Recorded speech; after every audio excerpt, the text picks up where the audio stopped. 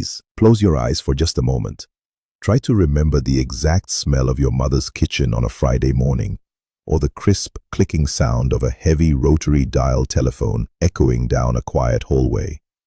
Do you feel that sudden warmth in your chest? Today, we are taking a beautiful, deeply nostalgic journey back in time. We are going to explore 20 unforgettable daily habits and strange, wonderful rituals from Egyptian homes in the 1960s, 1970s, and 1980s. These are the precious details that today's generation might find impossible to believe, yet they were the very foundation of our youth. We will walk through the memories of our childhood, room by room, remembering how we lived, how we loved, and how we found joy in the simplest of things. And I urge you to stay with me until the very end, where we will remember the most touching, silent ritual of all, one that truly defines the lost heartbeat of our beautiful homes. Before we open the door to these memories, we must understand how differently the world used to spin. Back then, time flowed at a much slower, gentler pace. There was no constant rushing, no digital notifications demanding our immediate attention every single second. Today, many young people might look back at our era and think we lived a poorer life because we lacked smartphones, the internet, and endless on-demand entertainment. But that is a tremendous myth. We were not poorer, we were infinitely richer in the things that truly matter. We were richer in patience, in genuine human connection, and in the profound joy of waiting for something special. Every object in our homes had a purpose and a story. We did not replace things the moment they broke. We fixed them with our own hands. Life required physical effort, yes, but that effort wove a beautiful fabric of family unity. When you waited an entire week to watch a single movie with your siblings, or walked down the street just to hear the voice of a friend, that anticipation made the reward incredibly sweet. Our emotional lives were vibrant and deeply anchored in real, face-to-face love. Do you remember the sacred room in every Egyptian home? The guest room, or the salon, was a space frozen in time. It was the museum of our childhood, meticulously cleaned, polished, and then completely covered. Our mothers would drape beautiful, delicate white lace or heavy cloth over the velvet sofas and the gilded wooden chairs. They did this to protect the precious upholstery from dust, from sunlight, and of course from us, the children.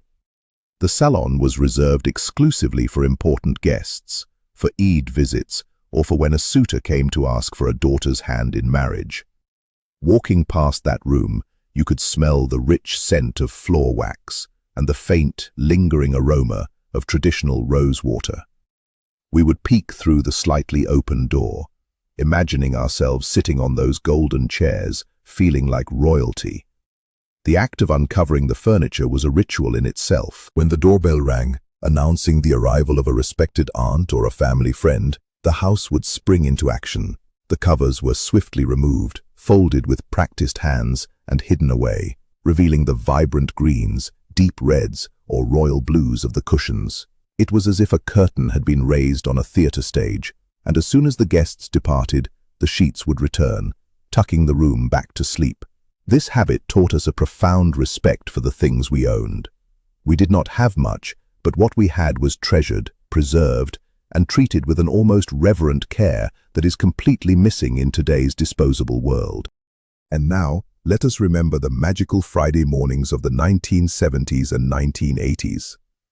Before the city awoke to the noise of modern life, the atmosphere in an Egyptian household was defined by a profound spiritual serenity. The ritual always began with the click of the heavy wooden radio dial.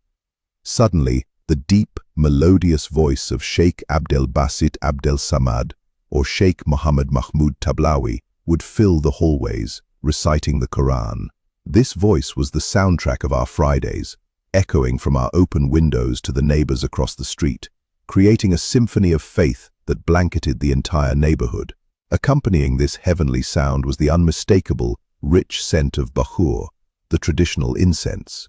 Our mothers or grandmothers would carry a small brass censer, walking from room to room, letting the fragrant smoky plumes purify the air and bless the home. The smoke would dance in the beams of morning sunlight filtering through the wooden shutters.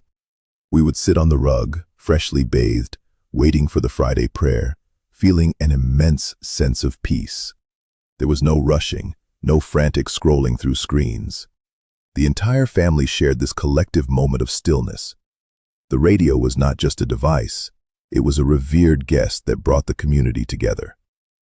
Today we have endless playlists and instant streaming, but we have lost that unified Friday morning chorus that made every single house on the street feel like one giant, loving home. Let us travel back to the balcony of a typical Egyptian apartment in the 1960s or 1970s.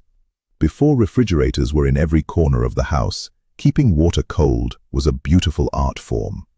We relied on the olla, a traditional unglazed clay jug with a rounded belly and an elegantly carved neck. Sometimes it was a larger shear, resting in the corner of the shaded balcony. The olla was carefully placed on a small wooden stand or hung where the evening breeze could catch it.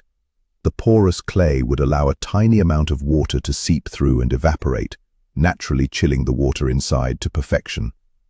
But it was not just about the temperature.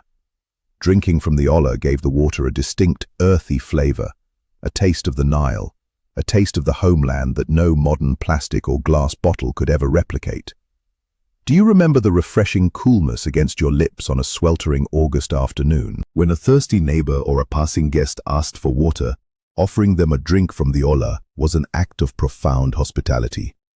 We would cover the top with a small, intricately crocheted doily, weighed down with a few glass beads to keep the dust away. The sound of water pouring from the clay neck into a small aluminum cup was the sound of sweet relief. That simple clay vessel taught us that nature had its own perfect technology, and it connected us to the earth in a way that modern appliances simply cannot. Think back to the early morning hours, long before the sun reached its peak. A familiar rhythmic calling would echo from the street below. It was the milkman, the Baya el-Laban, riding his bicycle or leading his cart, carrying large, heavy aluminum containers filled with fresh, unpasteurized milk. We would run down the stairs with our own metal pots, eagerly waiting as he used his long-handled measuring cup to pour the exact amount we needed. The milk was thick, rich, and completely natural, but bringing it upstairs was only the beginning of a strict daily ritual. The milk had to be boiled immediately. Our mothers would stand guard over the stove, a watchful eye fixed on the pot. We all knew the absolute tragedy of letting the milk boil over and spill onto the flames, leaving a burnt smell that would linger for hours. The anticipation of watching the white liquid slowly rise, waiting for the exact second to turn off the heat, was a daily lesson in patience and attentiveness.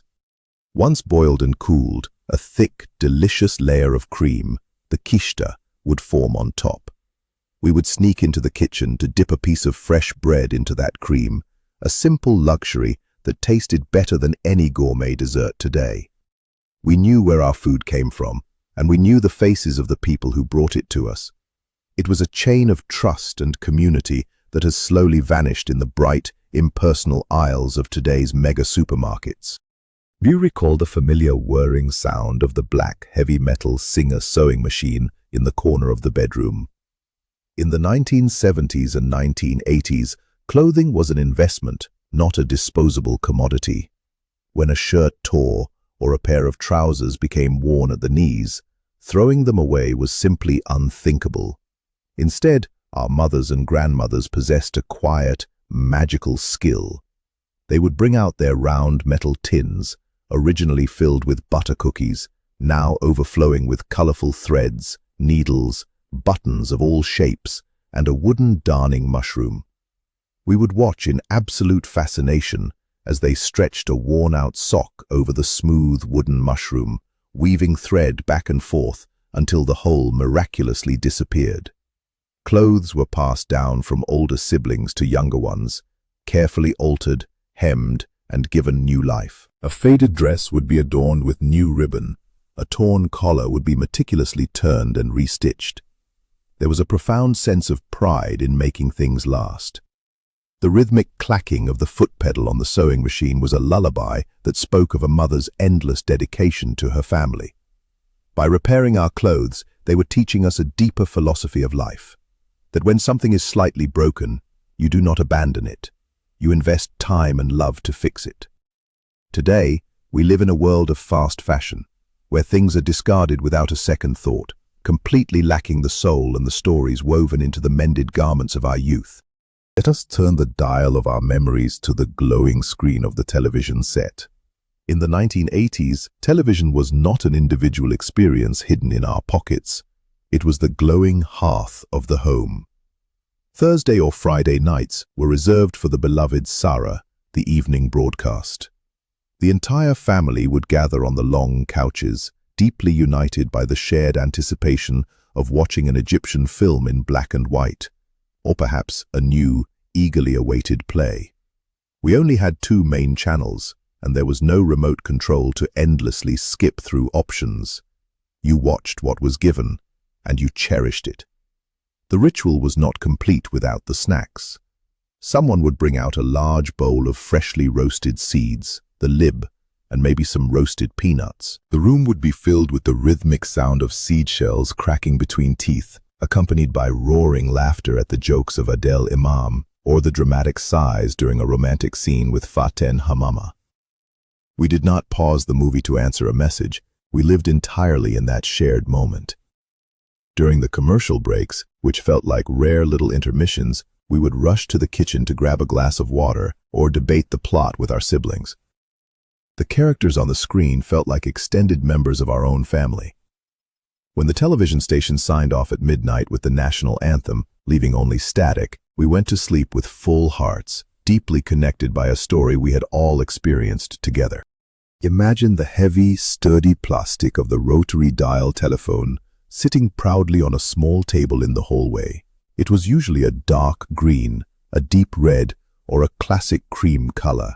In the 1970s and 1980s, the telephone was a heavily guarded treasure. Making a phone call was not a casual act. It was an event. Because long-distance calls were incredibly expensive, many Egyptian households had a very peculiar habit. A small, physical brass padlock was placed securely through the first hole of the rotary dial, locking it firmly to the finger stop. This meant you could answer incoming calls, but you could not dial out without asking for the key. We had to memorize the phone numbers of our closest aunts, uncles, and friends, repeating the digits in our heads. When the phone finally rang, its loud, sharp trill would send the entire house into a state of excitement. Who could it be? The conversation was always communal. If it was a relative from another city or country, the heavy receiver would be passed from hand to hand, everyone shouting their greetings into the mouthpiece. You had to speak loudly, clearly, and quickly, conscious of the ticking clock and the phone bill. We valued communication so much more because it was scarce and precious. We learned to listen intently to the tone of a loved one's voice, fully present in the conversation, unbothered by notifications or distractions. That locked telephone held more genuine human connection than all the smartphones in the world today. Let us bring back the physical weight of music from the 1980s. Do you remember the small rectangular plastic cassette tapes that filled our shelves and our hearts? Music in those days required patience and physical effort. When a new album by Amra Diab, Mohammed Munir, or Warda was released, we would rush to the small local kiosks to buy it, unwrapping the crisp plastic with trembling fingers. But the true ritual was in the daily maintenance of these tapes. Often, the tape deck would stubbornly chew up the delicate, shiny brown magnetic ribbon. We did not throw the tape away in despair. Instead, we performed a delicate surgical procedure. We would take a hexagonal wooden pencil, insert it perfectly into the spool hole of the cassette, and manually wind the ribbon back into place, twisting our wrists in a rhythmic, circular motion. It was a labor of love. We would spend hours sitting by the radio, our fingers hovering over the record and play buttons simultaneously, waiting to capture a favorite song to make a customized mixtape. We meticulously wrote down the track lists on the small paper inserts with blue ink pens. When you handed a mixtape to a friend or a beloved, you were giving them a piece of your soul, curated through hours of dedicated waiting and listening. Today, millions of songs are instantly available at the tap of a screen, but they rarely evoke the profound emotional attachment we felt for those fragile, tangled cassette tapes of our youth. And now let us remember the warm, chaotic, and beautiful kitchen rituals of preparing a feast. Making mahshi, the beloved stuffed vegetables, was never a solitary task in an Egyptian home. It was a grand communal event. On a Friday morning, the women of the household, mothers, grandmothers, aunts, and daughters, would gather. They would spread old, crinkly newspapers across the living room or kitchen floor to catch the scraps. We would all sit in a circle on the floor, armed with small, sharp coring tools, the makwar. The air would soon fill with the sharp, earthy scent of fresh dill, parsley, and coriander being chopped fine, mixing with the rich aroma of a simmering tomato sauce. As hands worked tirelessly, hollowing out tiny eggplants, zucchini, and bell peppers, the room buzzed with endless conversation. This was the time for sharing neighborhood news, telling old family stories, and passing down wisdom from one generation to the next. The repetitive motion of stuffing the vegetables with the seasoned rice became a meditative rhythm. It took hours of labor to prepare the pots, yet the food would be devoured in mere minutes once placed on the dining table. But the true nourishment was not just in the delicious meal. It was in the laughter, the shared effort, and the intimate bonding that occurred sitting on those newspapers. We were stuffing those vegetables with love, creating memories that linger in our hearts long after the grandmothers who taught us have passed away. Think of the deep, almost sacred respect we held for a simple loaf of bread, the eish baladi. In the 1970s and 1980s, bread was truly considered a blessing from the heavens. It was the absolute foundation of every single meal in an Egyptian home, and the rules surrounding it were taught to us from the moment we could walk. If a piece of bread ever slipped from the table and fell onto the floor, it was never simply swept away with the dirt. We were taught to gently pick it up, blow the dust off it, kiss it softly with our lips, and then touch it to our foreheads before placing it on a high ledge or a wall outside so the birds could eat it. Throwing bread in the garbage was considered a profound sin, a rejection of grace. We learned to utilize every single crumb. When the bread became dry and hard after a few days, it was never discarded. Instead, it was carefully broken into pieces, toasted in the oven, and transformed into the glorious foundation of a rich meat fateh, soaked in garlic and vinegar broth. This beautiful habit instilled in us a profound gratitude for the food on our plates. It taught us that abundance is not about having endless quantities of things, but about finding immense value in the simplest of blessings. In our modern age of endless food waste and careless consumption, that gentle kiss on a fallen piece of bread remains a powerful symbol of the humble, grateful hearts of our parents and grandparents. Let us drift back to the quiet, suspended hours of a summer afternoon in the 1970s. Between 2 o'clock and 5 o'clock in the afternoon, the entire country seemed to pause its heartbeat. This was the sacred time of the tasila, or the afternoon nap. After a heavy lunch, the wooden shutters of the balconies were pulled shut, leaving the rooms in a cool, comforting half-light, with only thin slivers of sunlight piercing through the wooden slats. The ceiling fan would spin overhead with a steady, hypnotic clicking sound. As children, we were given strict, non-negotiable orders. Absolute silence. We had to tiptoe across the wooden parquet floors, communicating only in hushed whispers. Playing outside in the blinding sun was forbidden. If we could not sleep, we would lie on the cool cotton bedsheets, staring at the shadows on the ceiling, listening to the distant, muffled sound of a radio, playing Kulthum from a neighboring apartment, or the rhythmic clip-clop of a horse-drawn cart in the empty street below. This forced stillness was magical. It taught us how to be alone with our thoughts, how to appreciate tranquility, and how to daydream without needing endless visual stimulation. The world simply stopped spinning for a few hours, allowing everyone to rest and recharge. Today, the relentless pace of life and the constant buzzing of notifications have completely stolen this beautiful collective pause, leaving us exhausted and longing for that peaceful summer silence. Do you remember the distinctive smell of a freshly washed floor on a scorching July afternoon? Before the era of universal air conditioning, Egyptian mothers had a genius traditional method for cooling down the house. They would roll up the heavy carpets and push the furniture to the walls. Then, buckets of cold water, mixed with a splash of a strong, fragrant pine or lemon floor cleaner, were generously splashed across the bare tiles. Using a heavy wooden floor squeegee, the masaha, wrapped in an old soft cotton rag, they would rhythmically push the water out through the balcony door or into the bathroom drain. We as children loved this moment. We would slide across the wet, slippery tiles on our bare feet, feeling the glorious, refreshing chill rising up our legs. The evaporation of the water would instantly drop the temperature of the entire apartment, bringing a wave of fresh, clean air that smelled intensely of soap and comfort. It was a daily summer ritual that required physical effort, but yielded immediate, tangible relief. Sitting in the living room afterward, with the ceiling fans circulating that cool, fragrant breeze, was a luxury that felt more satisfying than any modern artificial cooling.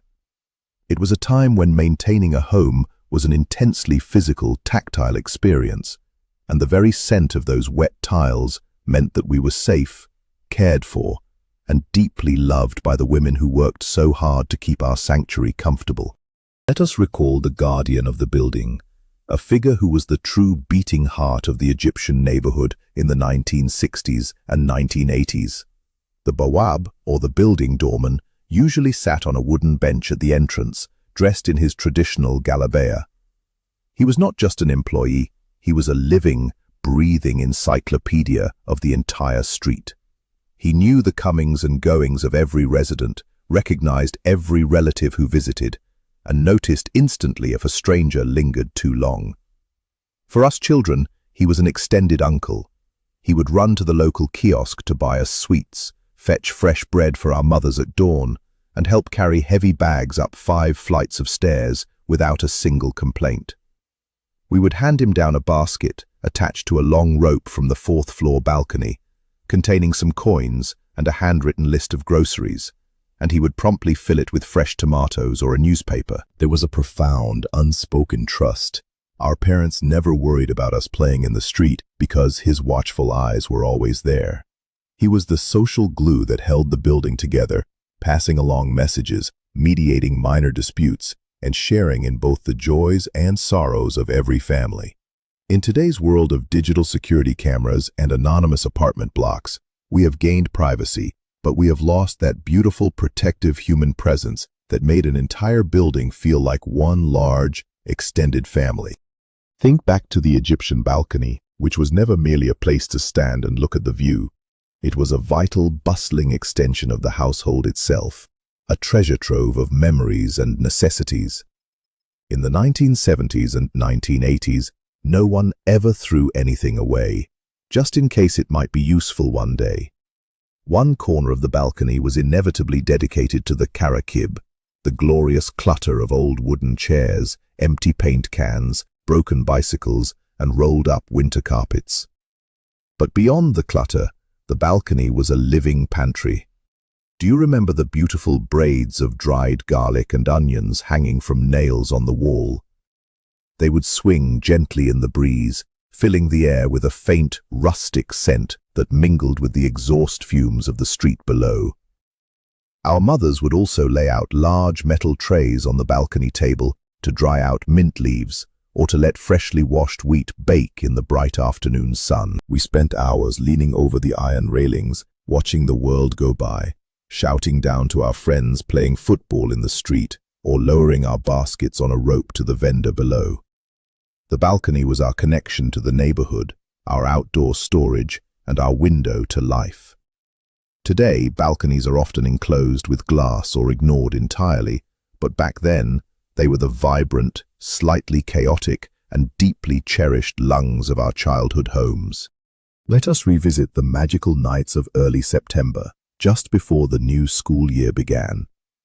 The dining table would be completely cleared, transforming into a busy workshop.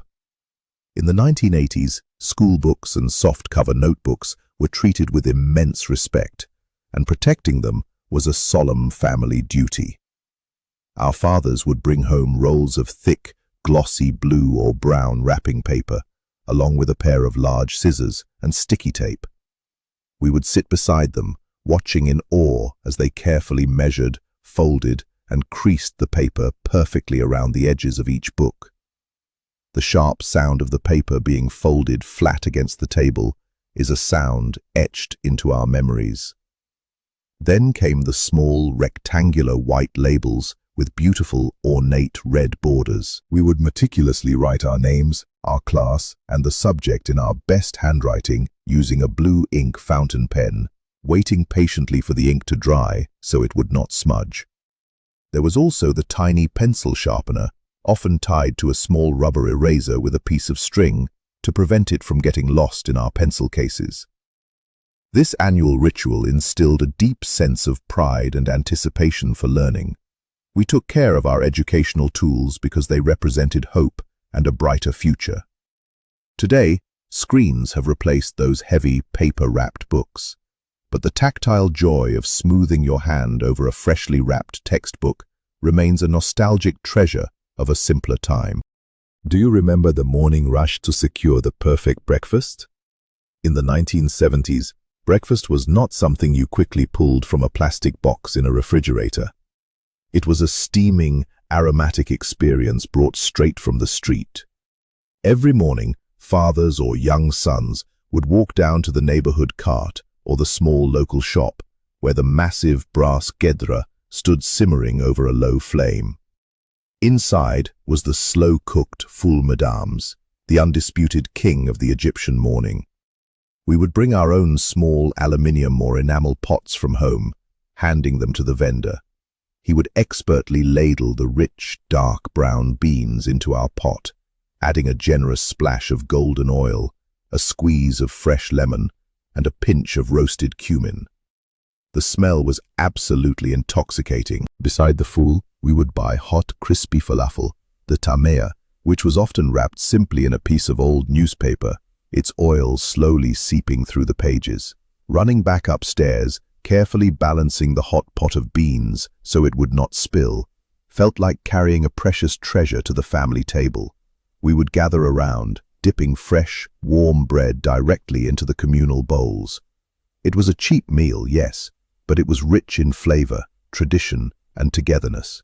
We did not need fancy cafes or expensive morning deliveries. That humble pot of fool brought us a profound, comforting happiness that money simply cannot buy today. Let us recall the physical weight and the rhythmic hiss of laundry day in the 1970s and 1980s. Ironing clothes was not the quick, effortless glide of a modern steam iron. It was a serious, demanding task that required strength and technique. Our mothers used a solid, incredibly heavy metal iron. Before the modern steam functions existed, they relied on a simpler, more tactile method. They would fill a small plastic bottle, often an old shampoo or rosewater bottle, with a hole pierced through the cap with clean water. With a quick sweeping motion of their wrists, they would sprinkle a fine mist of water droplets over the dry cotton shirts and school uniforms. We would watch as the heavy, hot iron was pressed firmly down onto the damp fabric.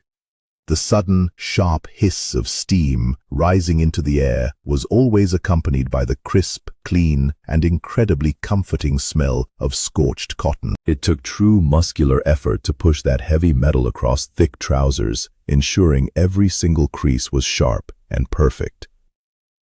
The dedication to sending children to school and husbands to work looking immaculately pressed spoke volumes of a mother's silent love and pride. The physical labor was intense, but the result was a pristine elegance. That hissing sound and the scent of warm, clean clothes remain locked in our memories as the ultimate sensory definition of a mother's selfless care. Think back to the sheer, unadulterated joy of the mail arriving at your door. Before instant messaging and digital stickers cheapened our greetings, expressing love across distances required real effort and beautiful paper. In the days leading up to Eid al-Fitr or Eid al-Adha, or upon the arrival of a new baby or a graduation, the postman, the bustagi, was the most eagerly anticipated visitor.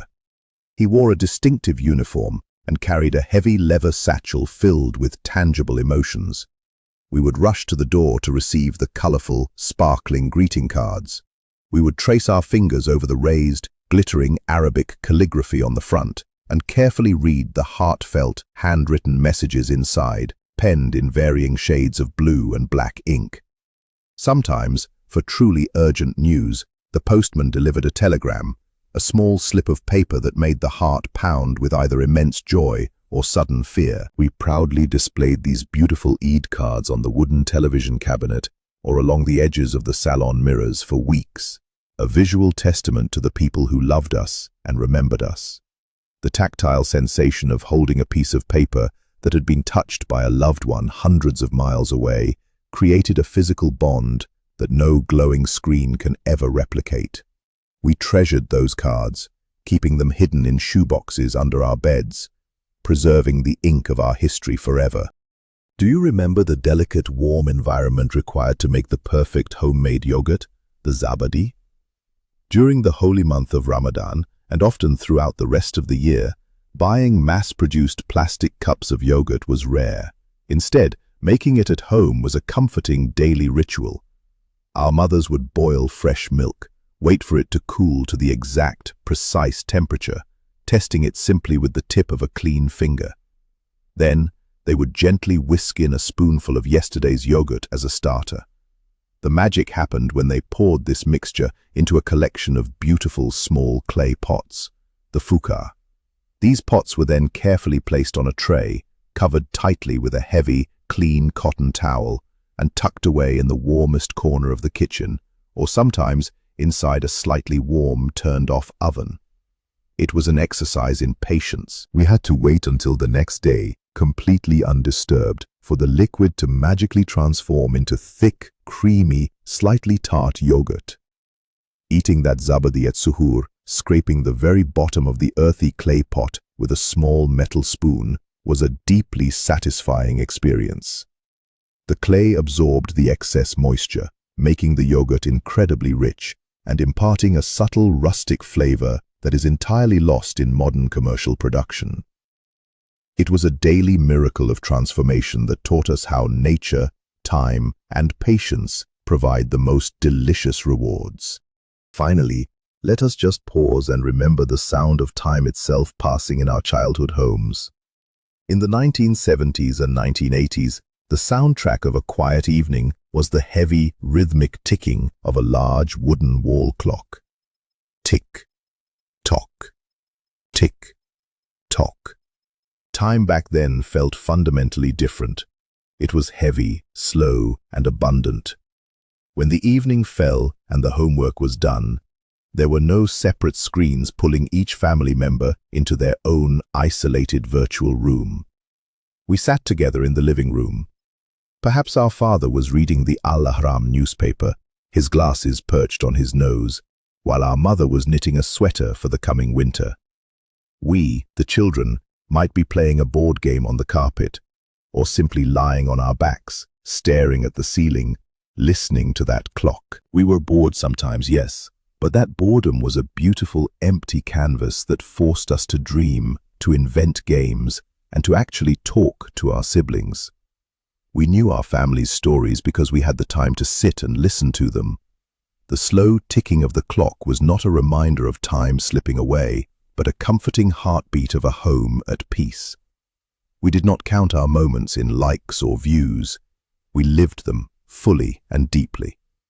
That large wooden clock has long stopped ticking in many of our homes, but its slow, deliberate rhythm is exactly the pace of life that our souls yearn for today. As we wipe away the dust of time from these beautiful memories, a profound truth emerges. We do not just miss the old clay pots, the heavy metal irons, or the tangled cassette tapes. What we truly miss is who we were when we held those things. We miss our youth, the comforting presence of our parents, and that beautiful, unhurried sensation of time. We miss a world where love was shown through the physical effort of mending a shirt or covering a piece of bread with a gentle kiss. These habits were not just routines. They were the quiet language of our family's love. If this journey back home has brought a smile to your face or a tear to your eye, please subscribe to the channel and give this video a like, so we can keep preserving these precious pieces of our history together. And now I want to ask you, my dear friend, which of these 20 habits brought back the strongest memory for you? Or is there another beautiful ritual from your childhood home that we did not mention? Please share your personal story in the comments below, because your memories are the true treasures of our generation.